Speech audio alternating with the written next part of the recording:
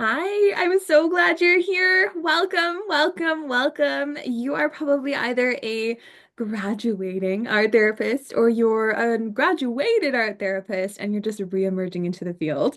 So either end of those spectrums, I'm just so glad you're here and you've made space for this webinar and our time together today.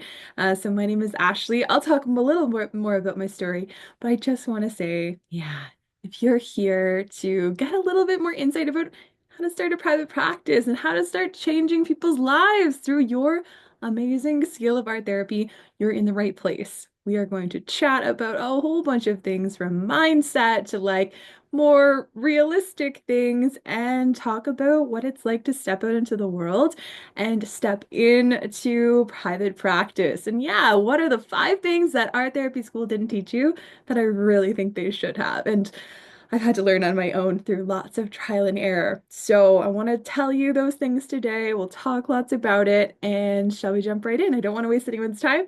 Let's jump right in. 1 second though. So this topic is near and dear to my heart because I felt like it was the hardest time after art therapy school when you're kind of like pushed out into the world. You're trying to find a job, you're trying to figure out private practice. You go on Indeed and there's no art therapy jobs on there, and you're kind of in this middle, messy middle part where you're trying to figure out, yeah, how do I bring what I just learned out into the world? Because we know it is so useful and so beautiful and so life-changing. But how do we bridge into getting paid for what we're going to do and create opportunities for it? It's a really tough time. So these are the 5 things that art therapy school didn't teach you and probably should have. So again, my name is Ashleigh. I am living in Nelson, British Columbia. I'm your host, and I'm an alumni of the Kootenai Art Therapy Institute here in Nelson, British Columbia as well. I actually traveled from Ontario to British Columbia to come to the program. So I did my program in person, which was wonderful for me. I kind of didn't even realize that online was an option at the time.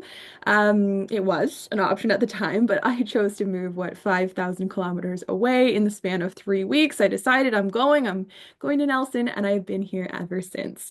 So I'm also a past instructor at the Kootenai Art Therapy Institute, and now I'm an online art therapist, and I have over 157,000 followers across platforms, which is crazy. Like literally so crazy because all of that actually just happened in the last year. That has not been part of the journey the whole way through. So it has been an amazing, expansive thing for both my career and for my life to have this whole online community. And that's probably how we found each other too. And I'm just so grateful for that space online. And online art therapy is so cool because we get to touch more people's lives.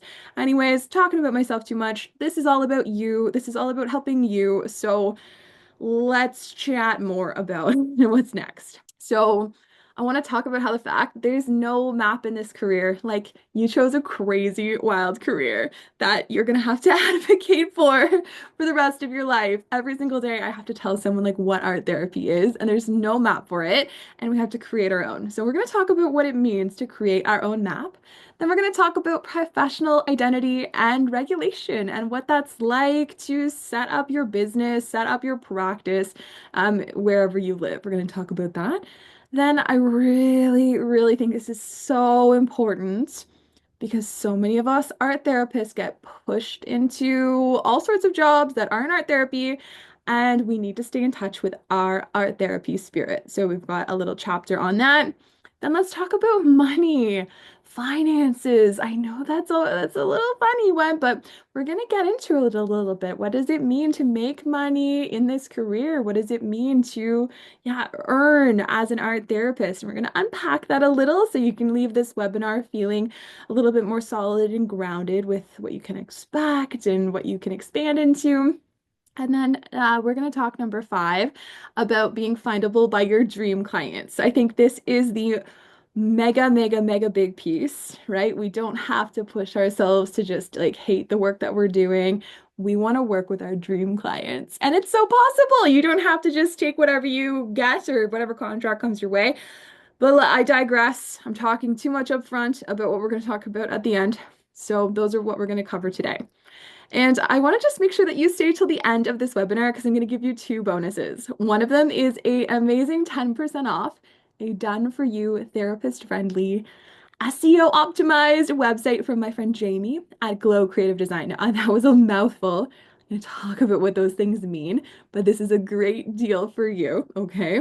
And secondly, I'm going to give you 6 months free on Psychology Today, and that's the directory listing site. So stay till the end, and I will tell you how to get those two bonuses for yourself. And I think the Psychology Today one is a great deal. I think it's like $34.95 a month otherwise, which is wild, but let's just talk about if you're in the right place. So, you're in the right place. If you're graduating from an art therapy school and you're wondering what comes next, or you feel overwhelmed by business stuff and not sure what to do next because no one really taught you and wasn't part of the art therapy degree, you're in the right place if you're job searching, but you're struggling to find roles that truly value art therapy. And you're in the right place if you've been told to take whatever you can get, but your gut actually wants more alignment with what you want to do as an art therapist. And you're in the right place if you're curious about private practice, but don't really know where to start. And if you want real guidance that honors your creativity, your ethics, and most importantly, your nervous system. Okay, so if that's you, stick around. If that's not you, you don't have to stay, but I'm gonna guess 9 out of 10 of you, and that is you. So I feel like I get these questions a lot. I just want to talk about them up front. We graduate and we're out in the world, and like I said earlier, there's barely any job postings for art therapy, right? There's barely any. It's like a rare gem in a rare gem, total rare gem. So the question I get, what if I can't find any art therapy jobs or jobs that actually let me do art therapy? So I just want to say right off the bat, it's a real valid concern. It's a real part of the realistic thing that we are all facing. Many therapy jobs aren't built with art therapy in mind, and that doesn't mean your skills aren't needed. And sometimes you'll find aligned roles that allow you to have art therapy, and other times you'll create them, proposing programs and blending contract work and private practice. And I just want to make sure that we start off on the right foot here, that, yeah, there are more paths than you think, even though sometimes it might feel really bleak in this moment when you're in the messy middle, okay? We're going to talk about all the different paths. And I got this question too. I'm not a business person. I don't know how to start a private practice. Okay. Well, not too far away in this room from where I am sitting right now, what was it, 3 years ago, crying on the floor over there because I had no idea, no idea where to start. Absolutely no idea. I had called someone that I found on LinkedIn and she was American. She was going to charge $500 for a 1 hour call. And I was like, I don't have that money. This is ridiculous. And even at that, she was kind of offering coaching.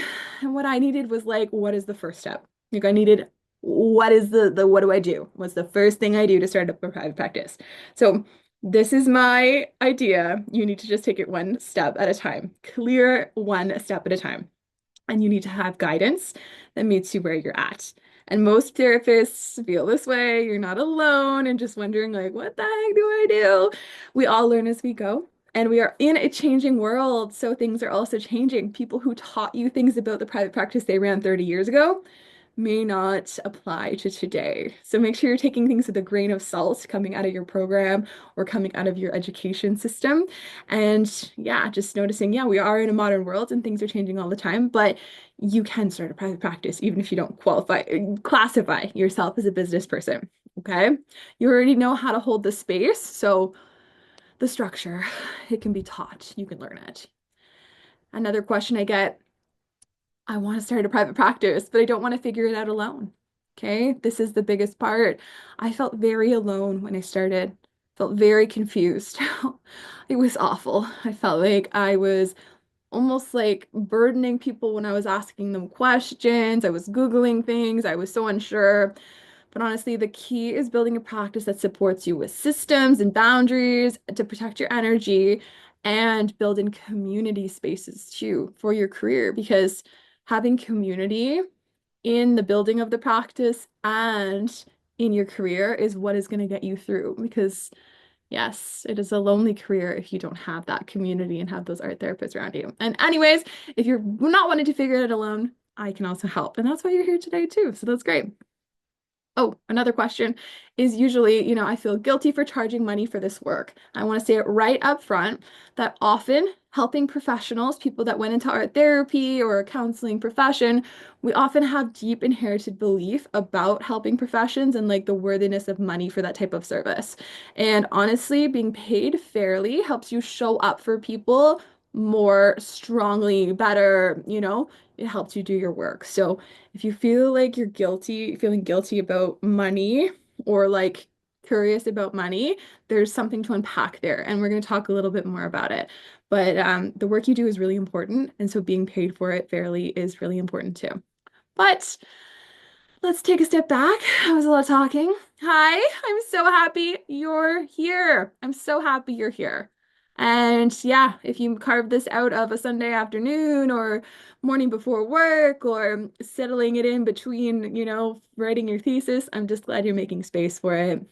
I'm really, really honored to be in this position where I can share my expertise with you folks. And hopefully it lands in some places where it's going to grow and help you and support you. This is the type of work I love to do, is helping other art therapists. So I'm so, so, so happy you're here. And if you don't know my story, yeah, I talked a little bit about it already, but I graduated from Katy in British Columbia. I graduated like pretty recently, honestly, in 2022. So it's 3 years ago now. And I did the program during the pandemic. I did an in-person program during the pandemic. So it was really, really intense. We oscillated between like having placements open and then having to like really adapt and change. There was actually a point in time where at the Katy studio, so like it was an in-person program, we actually created like little bins of art supplies for each separate person. So there was like a lot of isolation during my program.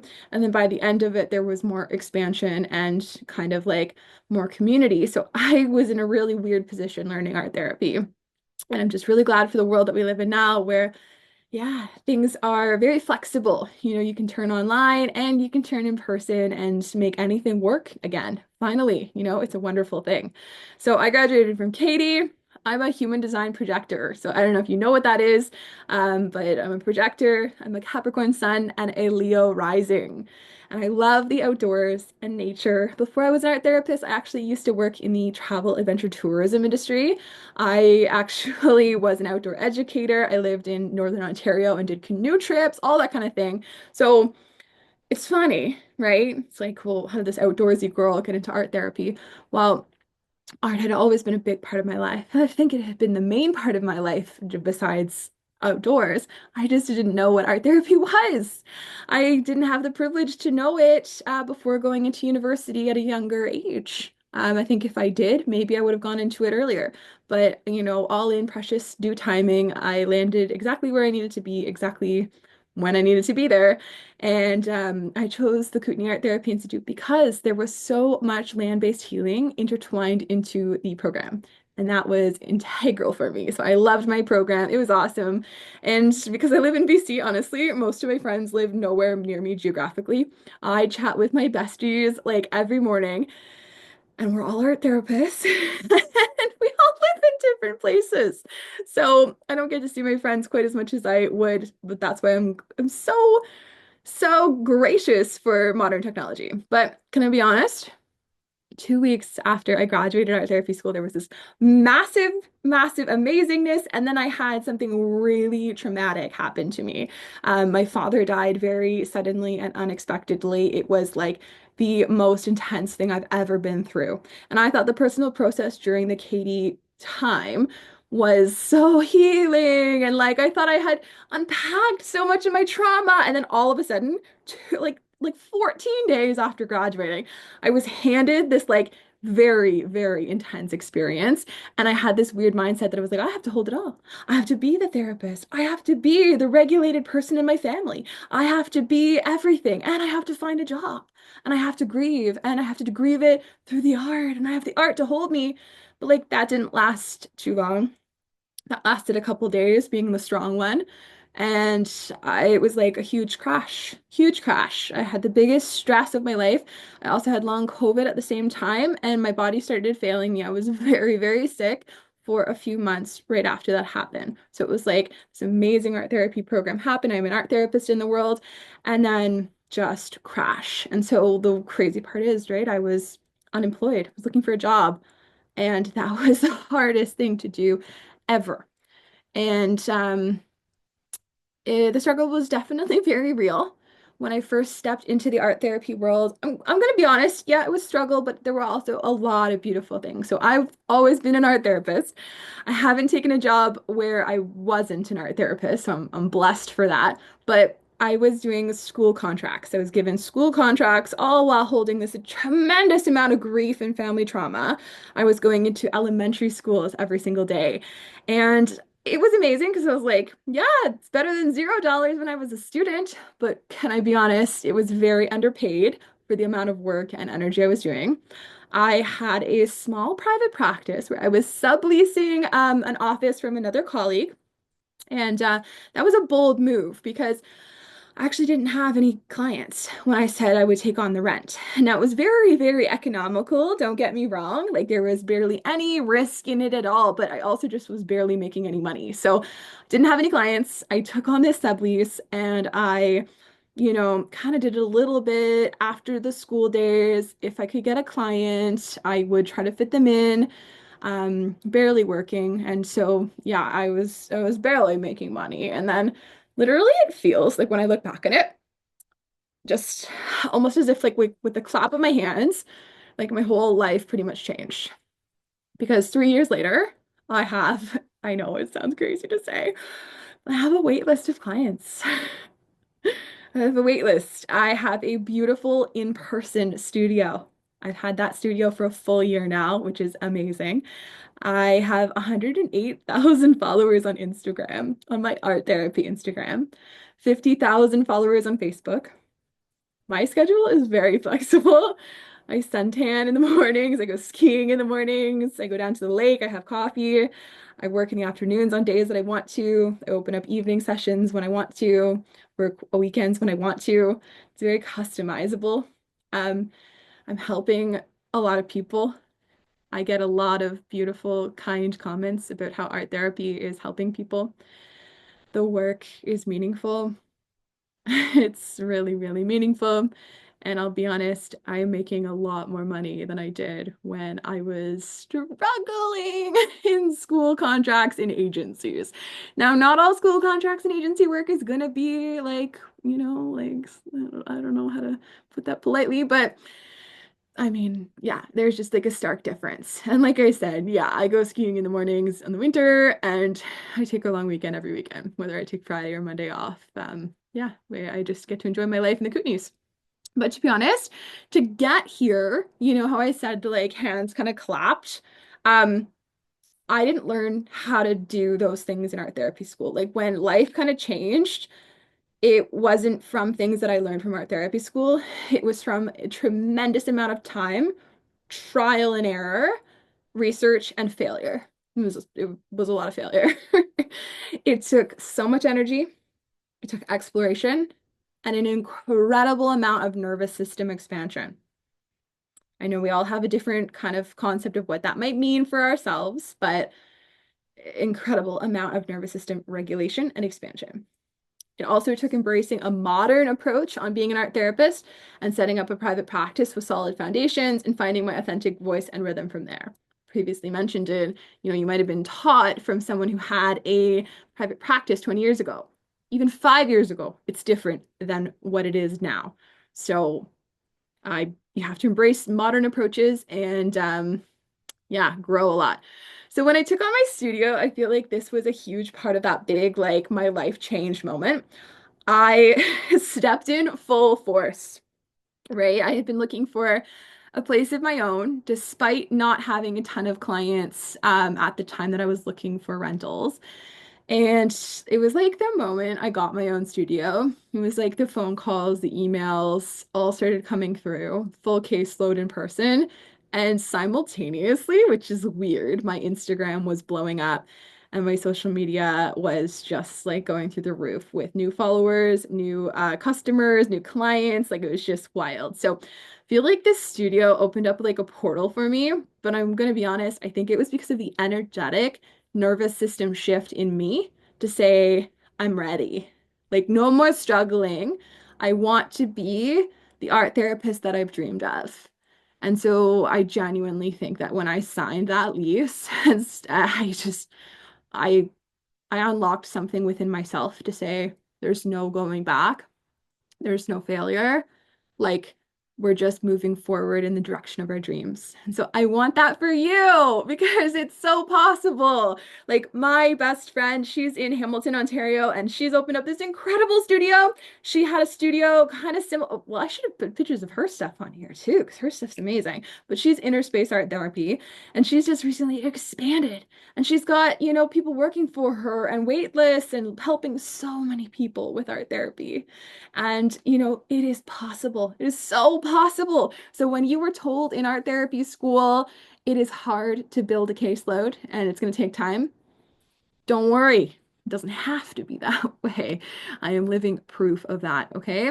So let's dive into those 5 topics, the 5 things that art therapy school should have told you, and then they didn't. Okay. Number one, first and foremost, you're the advocate for your own path. There's no map in this career. You're going to have to advocate, advocate, advocate, advocate, advocate for yourself and for art therapy for the rest of your career. And there's no map, so you have to actually create your own. Like they didn't teach you cartography there, but you got to create your own. There's a basic roadmap of like foundational steps to take for business setup and that kind of thing. But generally speaking, to create the art therapy dream life that you want, you're going to be carving that path for yourself. And it's a beautiful thing, honestly. It can sound really scary, but it's an amazing, amazing thing to do. This step into being who you authentically want to be, discovering who you want to show up as a helping professional. It's pretty special. So it takes a lot of patience. It takes a tremendous amount of patience, work, and confidence. And so whether you want a salaried job, whether you want contracted roles kind of pieced together, or you want a thriving private practice or some kind of combo of all of the above, you're still going to need to advocate for yourself and sometimes create your own opportunities. Unfortunately, no one is coming to pick you up and hand you a caseload or design your dream career for you. Sucks, I know, but there's not that many jobs out there that say art therapist, so you're going to actually have to create those spaces. You need to push yourself and propose ideas and be visible. Your art therapy specific skills are needed, okay? Your perspective on the world is needed as an art therapist. And sometimes, well, I shouldn't have said sometimes, pretty much always, you'll have to create the spaces where your work belongs. It's good news. It means you get to build a career that feels good for you, not just to fit yourself into someone else's mold.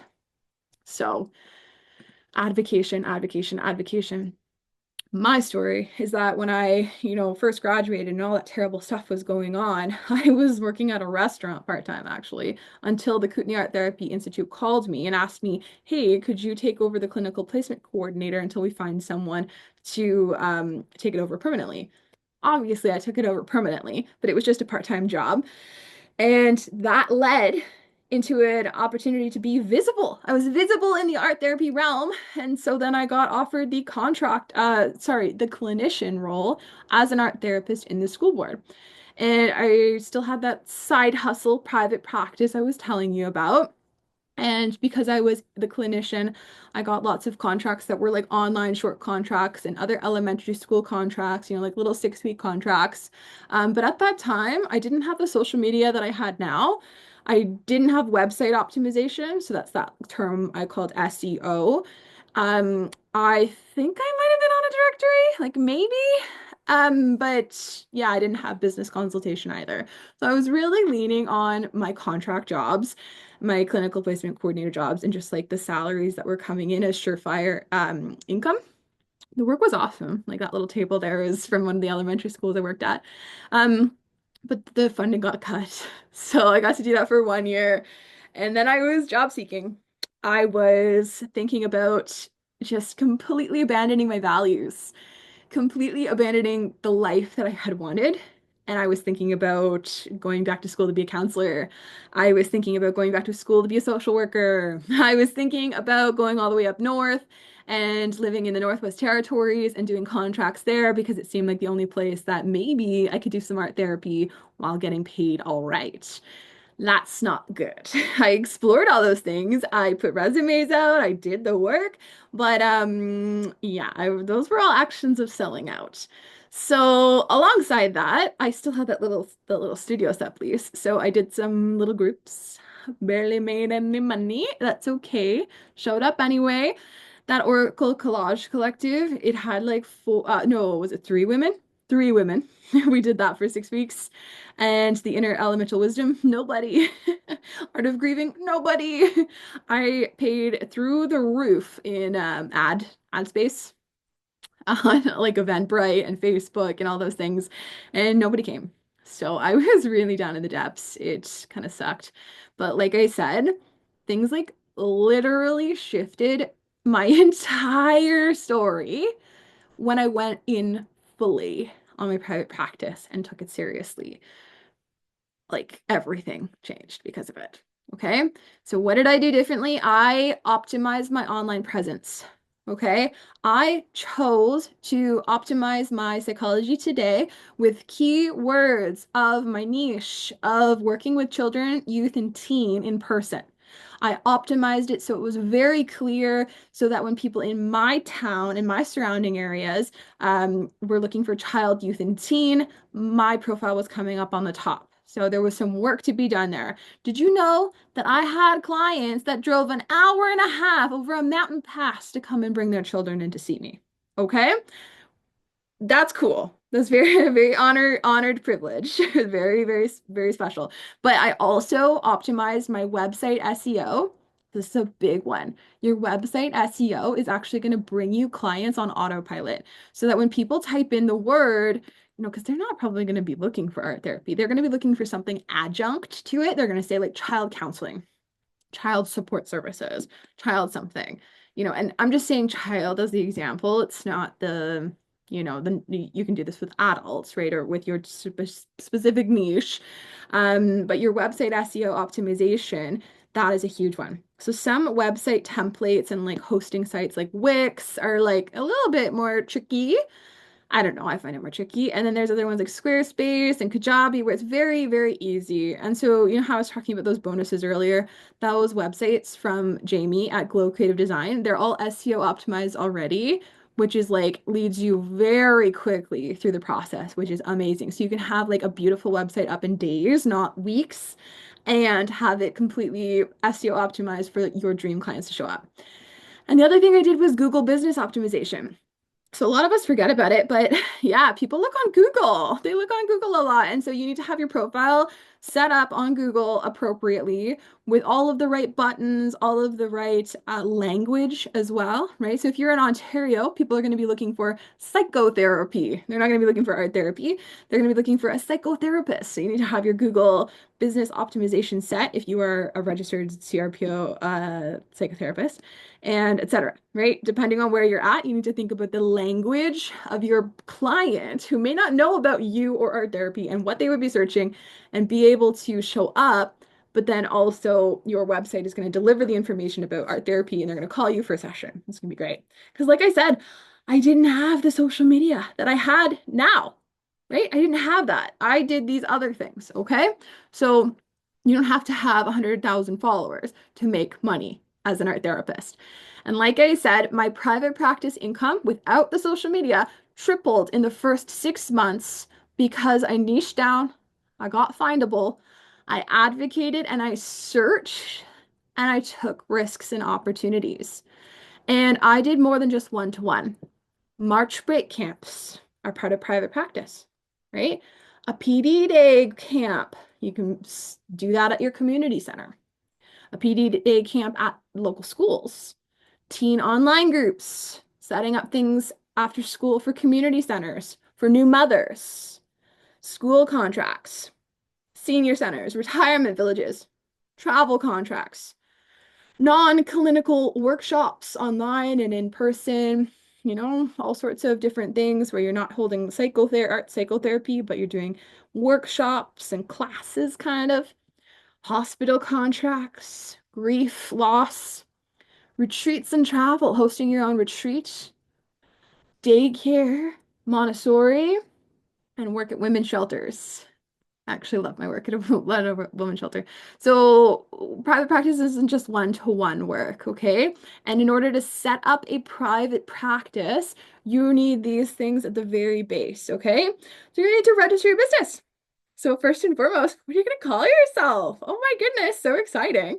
You can call yourself your name, like Ashleigh Gureckas, and everything I do has to have that name. So if I was just Ashleigh Gureckas, then all of my receipts, all of my website, like the way that I would advertise things would be that name because you're not allowed to trick people and have like a second name. So if you want to have like a different name, like Discover Art Therapy, that's going to need to be your registered business name. You can always have money come in through your name itself, but you need to register your business name. Now, if we're talking about Canada, it's actually pretty simple. You're going to need to contact the CRA. And yeah, in other countries, you need to contact your government and register your business, however that is in your country. You're going to need to have a tax account. In Canada, tax accounts are if your business makes over $30,000 in a year, then you have to start charging tax. So if you're under the $30,000 threshold in Canada, you don't technically have to have a tax account. Now, there are all sorts of different regulations in Canada that are popping up saying, in Ontario, art psychotherapy is GST free. In British Columbia, it might be happening. You need to check with your local jurisdiction and your registering body that you choose to be under. Okay, it's not a one size fits all for all art therapists in Canada. And in America as well, you need a tax account that is suited to your state, your credentials, and your business liability with where you live and where you practice. Okay, so you need to look that up in your government, but you need a registered business, you need a tax account, quite usually, because you're probably going to make over 30,000, right? Like you're gonna, and you need liability or malpractice insurance. This one is easy. It is, so for Canadians, we get a great discount. So you become a professional member of CATA. So you switch your student account over to a professional account. It costs money. After you do that, they should immediately redirect you to an email that says, okay, great, contact the company. You fill out some forms online, you put your Visa card in, you choose the different denominations, and then you get your certificate for a year. Liability and malpractice insurance is not saying that you're fully covered. You need to do your due diligence of all the things that uh, your art therapy degree or diploma would have taught you to do. And that's how the liability or malpractice insurance works. Now, if you're in another country, I don't know actually about group details, but contact your local ADA or NIZADA or what is it, FADA, the Federation of European Art Union, Art Therapy Association. So contact them, and probably very similar, you'll need a copy of your degree or diploma in order to have the liability insurance sent to you. Anyways, you also need to be regulated where you're working and who you're working with. So if you are in, let's say, Ontario or Nova Scotia, you need the certain regulatory body license. Some of those things will require an extra exam, extra money, extra, kind of like educational mapping to make sure you qualify. And so you need to do your due diligence and get those things sorted. Usually you're already trained for these kind of things. It's just like a big hoop to have to jump through. Now, in the States, you cannot start a private practice until you have the hours post-graduation that you need to in order to move into the next level of your licensure in the state that you're living in. So yes, there's so many more hoops in the States. I'm so sorry. In Canada, we can start it right away, which is great. But in the States, yes, you have to really pay attention and make sure you're following your regulatory guidelines for the state that you live in. And as we're talking about professional registration and regulation, it's not just a formality, it's actually a great foundation. I know it can feel really scary, really confusing to have all this paperwork and all of these like fees and yeah, just like hoops to jump through, it feels like. But honestly, it's a great way to just kind of like set the tone for what you need to do in your business and give you kind of like foundational steps of what you need to set up first. And so for the most part, a regulatory body helps your work be billable for insurance. Okay, so where there is no regulation in Canada, you will actually have to get something different in order to be a bill, like in order for your art therapy services to be billable with insurance, meaning your clients can pay you with their health insurance benefits. In Ontario, British Columbia is like within the next few years trying to regulate. In Nova Scotia, you have to be under the regulatory bodies that are there, and then you can be billable in that province with the people that also live in that province. If you want to work in different provinces, so say like I live in British Columbia and I want to work with quite a large handful of people in Ontario, I need to get registered in Ontario even though I live in British Columbia. But it's not, yeah, it's not just for the formality pieces. It's like also those people will be able to pay you through their insurance, which is great. So in the provinces and places where there is no insurance for art therapy, there is something called the ACCT, and I'm going to talk about that a little bit more, but the Association of Cooperative Counseling Therapists of Canada, that is an application process, costs about $500. You have to prove your education, and that's going to get you, yeah, your work is billable for insurance as a counselor, a counseling art therapist once you get the ACCT registration. Okay, I'm gonna follow up. Yeah, if anyone has any questions or it feels like I'm spitting out a lot of acronyms, you can follow up with an email afterwards. But yeah, all these things protect you legally, strengthen your identity, and I know that like it's yeah pretty intense. But taking that extra step just really honors the education you've already put in. And so getting the regulatory body things just like it's just in order just really helps amplify it. Oh, I had a slide here. I'm so sorry. See, CRPO, ACCT, psychotherapy, CCC, RCC. So CCC is like Canadian Certified Counselor, Registered Canadian Counselor. You're not one of those unless you are one of those. So lots of jobs will be like, what's your credential as an art therapist? The provinces that have regulatory bodies like Ontario, you're going to have more benefit because the jobs will be like, oh yeah, the jobs will be yeah, easier because you're going to be able to be billed to insurance, etc. And in the provinces where there's not, you need to attain the ACCT in order to be billable at all, because otherwise art therapy isn't billable at all. Um, yeah, a lot of people will say, like when you're searching for jobs or things are, coming about, they'll ask you, are you a CCC or an RCC? And you'll say no, unless you have that degree as a counselor or a, yeah, master's of counseling, psychotherapy or master's of counseling. But as far as I'm concerned, a lot of us art therapists are trained equally, if not better, in many different of therapeutic modalities. And we also have the art therapy aspect of it. So this is such a big aspect to keep, yeah, stable about your art therapist identity because yeah, you trained really well and yeah. So I'm just going to repeat myself a little bit here, but yes, in the USA, art therapy is regulated differently state to state. And some states require a specific art therapy license, and others allow you to practice under counseling or social work licensing depending on your education. So you need to check your specific state licensure board and know your legal title, scope of practice, and insurance billing options. And if you're unsure, get clinical supervision early as soon as possible. Now, if you're also a Canadian wanting to work with Americans or Americans working with Canadians, you need to look into your liability insurance first and foremost and see if that covers you under any different regulatory bodies or any different work licenses.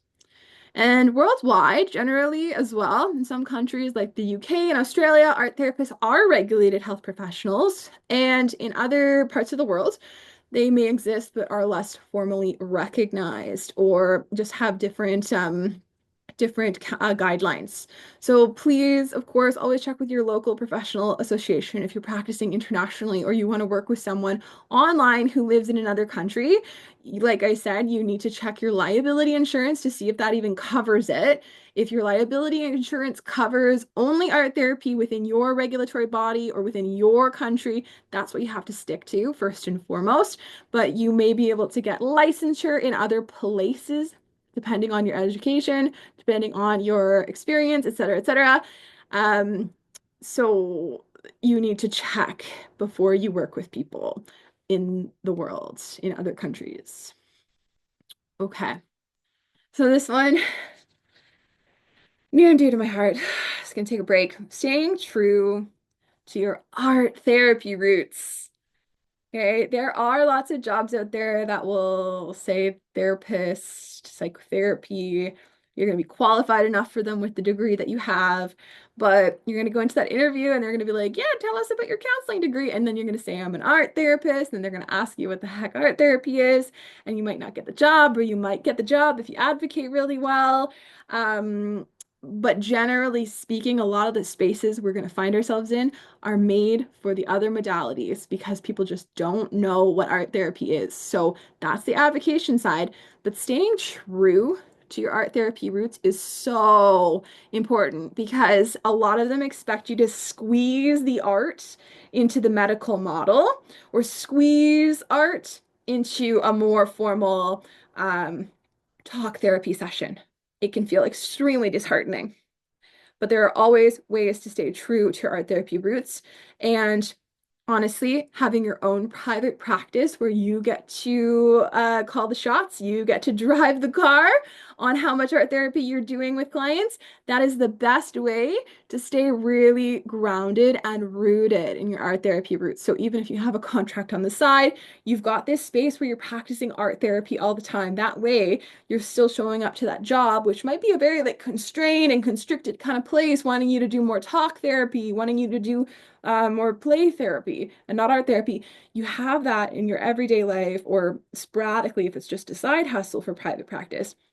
But you have that reminder and you bring more art therapy roots back into your other spaces of work. That's my opinion, okay? And the most important thing is staying connected to why you became an art therapist in the first place. So you need to get art therapy supervision. I know at the beginning when you're graduating or when you're reemerging, you're like, I don't have clients. I don't have that many like things to talk about in art therapy supervision, or it's really expensive and I'm not making enough money. I'm going to be honest. Art therapy supervision is what's going to build you stronger from the ground up. You need to have art therapy supervision. It really changed my life when I started attending groups for art therapy supervision and just being in community with others, even when it was like more hours than necessary than I was working. Like I only had a couple client hours a week. I wasn't making that 20-hour threshold within the amount of time that I was seeing a supervision group again, but that was giving me honestly lifeblood and oxygen for the career. Changed my whole perspective when I started getting into community with people. And so you can also have peer consultations. Some regulatory bodies will require you to actually have peer supervision hours in the long haul. But peer consultations and support groups are also another way to just like breathe that fresh oxygen into your art therapy identity. And I'm going to be honest, art therapy for yourself. Like, I lost my art process. I lost my art process because my dad died. It was like a terrible, stressful time trying to find jobs, doing art with the kids at school. I lost my own. And it was when I hit art therapy supervision groups and started my Instagram that I was actually doing art again. And it felt like the whole world expanded because you know as well as I know that the art is what brings us back home to ourselves. So staying grounded in the art, whether it is art therapy for yourself or just making sure that you have a practice for yourself is going to be incredibly important. So let's just talk about quickly, like this question comes up, you know, they pay art therapists less, so they seem to respect them less in the job space. What do I do? Well, it's a common narrative. Unfortunately, people kind of just don't understand art therapy and how you were trained and how much education and effort it took to get to where you are and how well you're trained. So it's just like a constant battle of advocacy and creating your own path. But like I said, staying connected with your art therapist identity and intertwining art into every single decision you make in the job field, that is what's going to help you stay grounded and make the best decisions for you, and help you be seen in these spaces. Turn to the art before you have a conversation. Turn to the art before you submit a resume. Turn to the art after you have an interview. Let the art guide you in the decision making for your life because you're an art therapist, right? Don't start to think logically because the world teaches you to think logically. Stay true to your art therapist roots, even as you're building a private practice. And this is a great question, right? Where the heck do I even find people who want art therapy? Because a lot of people just want counseling, a lot of people want talk therapy. But honestly, it's because they just don't know about it. People come to a counselor because they want a transformation, certain healing, like to work through something. So, what the world actually needs is to see your art therapy journey and your art therapy transformation so that they can see how amazing art therapy could be for them. It's just an advocacy game. It's a visibility game. So don't trauma dump on the internet, don't trauma jump on social media, but you want to tell people your art therapy story. You want that to be part of your marketing. You want that to be on your website. You want that to be in your social media posts. People want a transformation, therefore they want to know how yours was with art therapy and how you can help them through theirs. And like I said, people default to talk therapy because they simply just don't know about art therapy. So energetically, you're going to call people in the more you tell about your story of transformation and healing. So, number 4, healing the money wound. Okay, you do not have to work for free. You do not have to burn out or settle in really low pay contracts. You are a well-trained, educated professional with years of experience behind you. Okay, you are very well educated. You have done the work to get to this point. You do not have to work for $15 an hour. Okay, it's a choice. You can if you want to. You don't have to. You don't have to take agency jobs that burn you out, just because it's the thing that's around you. We can create a career that sustains you because you deserve it. Emotionally and financially and creatively, you deserve a career that sustains you. I don't want you to jump at the first underpaid contract like I did. Honestly, it was a great learning opportunity and I loved my contract, but it was very underpaid. I mean, think about it now, it's just ridiculous. And you're allowed to prioritize your needs. You are allowed to let go of any narratives you're carrying about money and helping profession. Many of us go into this thinking, yeah, I mean, it's talking to people, it's doing art, like I can't overcharge them. Well, there's a balance, right? We're going to talk about that a little bit more, but there's a balance. You're not going to be greedy and you're not going to undercut yourself. So setting boundaries is where you're going to find the middle ground. Fair compensation, finding fair compensation, asking for fair compensation, and choosing work that supports you isn't selfish, it's wise. And pricing your work when you step into private practice isn't just money, it is nervous system work, like I said earlier. If you have anything inside of you, in your subconscious beliefs, that's going to be holding you back from actually being the person that runs a successful business and makes the hourly wage that you deserve because you're holding on to some narrative about how much this money how much this career should be paying you because it's like a helping professional thing and you don't want to take advantage of people. well, then it's going to stop you from having a successful business. So we need to identify any of the limiting beliefs that are in your brain or the stories or narratives that you're carrying from past jobs, from past careers, from family, from our upbringing, whatever it is, because you can actually be a thriving art therapist if you set your boundaries right and you do the nervous system expansion to find your beautiful middle ground of earning and serving. Okay? Pro tip, also talk to an accountant immediately, right after school. Um, if you just end up choosing a job and doing like a salary job, you don't have to talk to an accountant. You can just kind of do it yourself and fly by the seat of the pants if you want to. But I'm going to be honest, talking to an accountant, generally speaking, is going to set you up for so much more clarity and success to feel confident in whatever you choose to do. So let's unpack this a little bit more. Your hourly rate as an art therapist, whether we talk private practice or we talk about, looking at what a job would pay you, or if you're going to be trying to promote a contract or find a way to get into a space with like a program, your rate is a math equation. It's not just some like pie in the sky guess. It's your minimum sustainable income plus your education, plus your professional fees, plus your business expenses, plus your taxes, plus your energy output, divided by how many clients you're going to see realistically per week. So, for example, if you need $4,000 a month to live well enough, you and you expect $1,000 a month in business costs and taxes, you need to see 8 to 10 clients a week to avoid, and you only want to see a few clients a week to avoid burnout. We're going to do the math, right? That would about $5,000 divided by 32 client hours a month equals about $155 per session.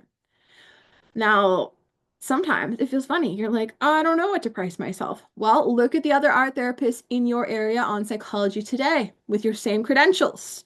And that is the way to keep your pricing ethical. You can't overcharge. That is not ethical. You cannot take advantage of people. That is not ethical.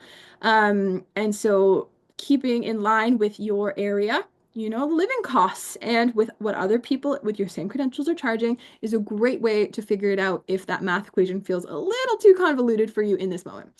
So, what does that make you feel when we talk about money, right? It's kind of funny. Chances are if you're an empathetic helping professional charging high rates, like $150 to $5 an hour, may feel really challenging in our bodies, minds, or spirits. But the most ethical thing you can do is show up fully for your clients and serve them well because you're well. And that means having your needs met at the very minimum. And like I said, stay within your code of ethics and you'll be totally fine. But that uncomfortable feeling that comes up about like money and worthiness and all that stuff, it's a limiting belief. We have to unpack it. And like the art is a great place to do it.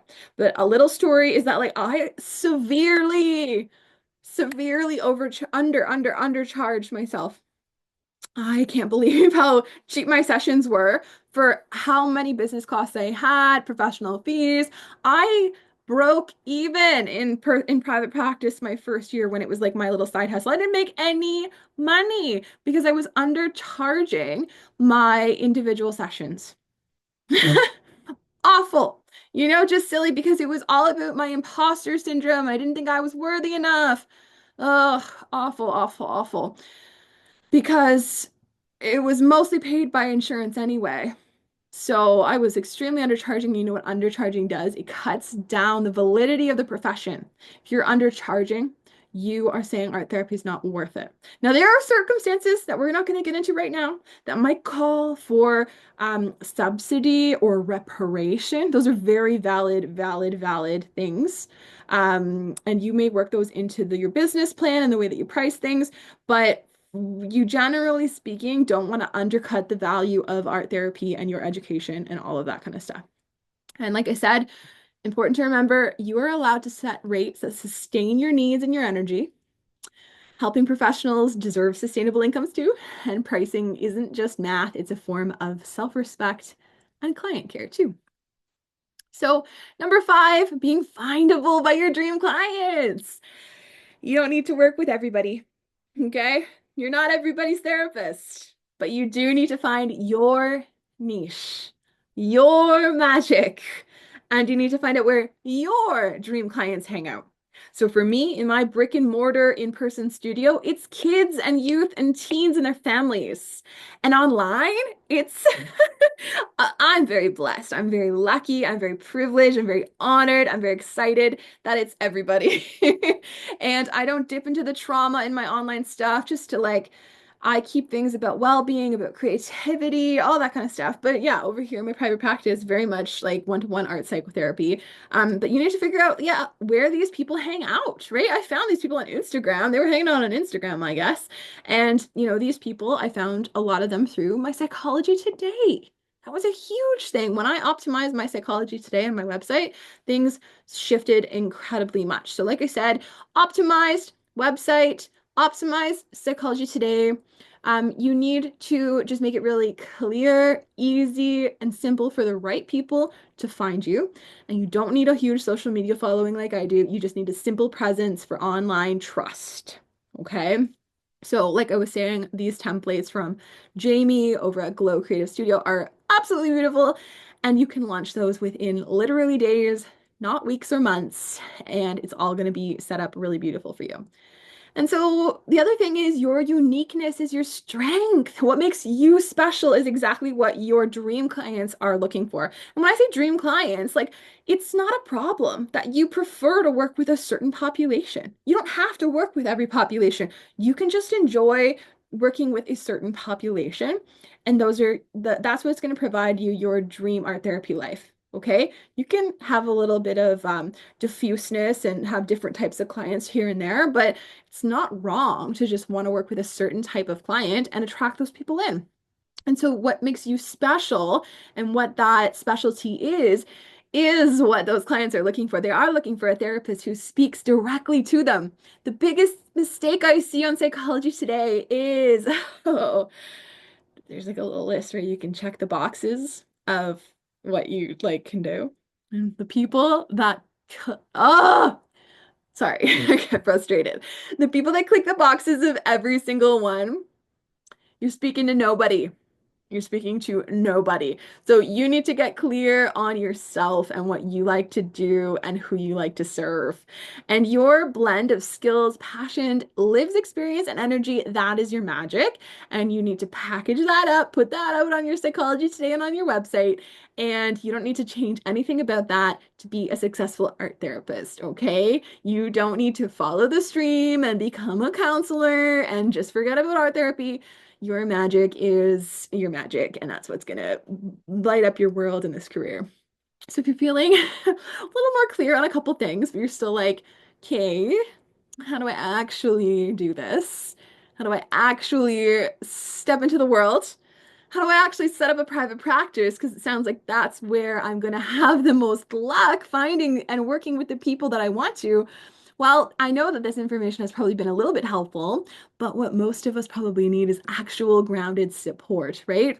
So I want to invite you to my new self-paced program online called Create Your Path. It's for art therapists worldwide wanting to start and step into a private practice, to start making an impact and start making an income and having all the foundational steps right off the bat with confidence and clarity. So I want to ask you, yeah, what would it mean for you to have a private practice up and running, your first clients and an income within 50 days? It took me it took me so long to figure out so many of these steps. It's ridiculous. It cost me money, it cost me mistakes, and I failed over and over. And I have the answers now. I have the answers for you. And not just the foundational grounded steps of like how to do it, but also the mindset work that needs to happen alongside of it to create a thriving and sustainable business for yourself, because you are no longer just an art therapist. Actually, when you step into graduation and you're from graduation and you're thinking about starting a private practice, you're now a business owner, you're now an entrepreneur. You're not just using art therapy skills, you need to learn new ones, and I have skills that I want to teach you. So this is a fully in-depth program. So there's a self-paced course with easy to navigate video modules. You're going to get all sorts of art and journal prompts. We're going to have 2 hours of group supervision. You're going to get that beautiful website template discounts. There's a community chat. There's an option to do voice note consulting with me. And I'm going to give you that 6 months free Psychology Today just because you joined this webinar, but you'd also get that with the course.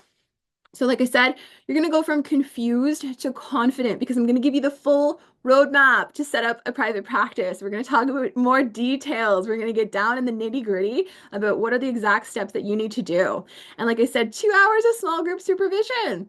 So it's going to be me and my colleague Jen Hakala leading these 2 hour group supervisions, and they are going to be maximum 8 people. So they are CRPO approved, which is great for Ontario folks. Now I know Americans and all sorts of people don't know what CRPO is, but CRPO is our license, like our main one in Canada that everyone's really afraid of. But generally speaking, is RCAT approved. And if you are from an international place, America or beyond, this is professional development credit for your license or for your, yes, for you.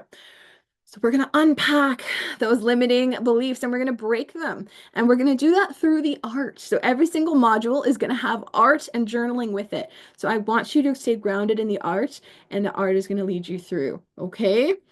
And like I said, you're going to go from confused to confident because, yeah, it's a full roadmap with all of the bells and whistles included. And like I said, what makes this program different from any other like business course or any other, setup course about private practice? Well, this one is we're going to ground into the art the whole way through, not just for fun, not just for the colors of the website that we want to make and finding our branding voice, but we're actually going to ground into the art to break limiting beliefs around money. We're going to ground into the art about the identity of becoming an entrepreneur, not just an art therapist.